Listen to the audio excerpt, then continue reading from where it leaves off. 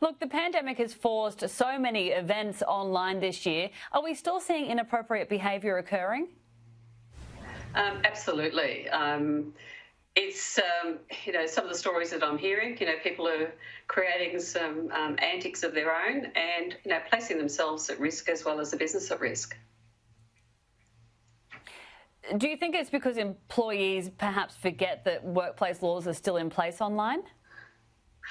I think the thing is that what's actually happened is that the home itself has become the venue, and I don't believe that the due diligence has been done in relation to setting up a structure around how people should be conducting themselves in these online parties at home, and having some sort of regulatory stuff around that. So things like, well, don't put the bottle of wine there beside the desk and not have some eats and things like that. So, you may end up consuming a lot more alcohol because we haven't actually taken that time, to perhaps think about it as what we might when we were doing a physical party as a party in another venue.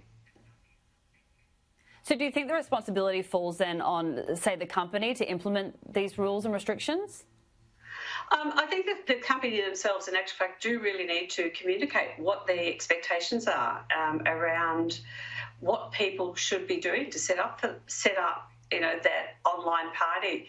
Things like having a meeting ID, somebody administering the actual call, so that if things are getting a bit raunchy and loud and out of hand, is that the administrator can sort of pull it up and put some checks and balances in place. So there's a lot that the businesses that can actually do. Communicate their drug and alcohol policy again. Communicate, the code of conduct. What's expected behaviour, and just not let it get out of hand and cause main issues happening. For the people attending the online parties, what advice do you have for them? I think the thing is that let's say you've got children at home normally, is that, well, perhaps get a babysitter in as you would normally get if you're actually going out to a party. So create that ambience and create that environment that this is your time for your party, so that we don't have those other interruptions or those gate crashes coming into the party. And also, one of the other things is that when the party finishes, don't go and make another call and then have an additional party where antics or further issues may arise, because we haven't actually taken that time to understand that this really is treated as a venue, and that we shouldn't,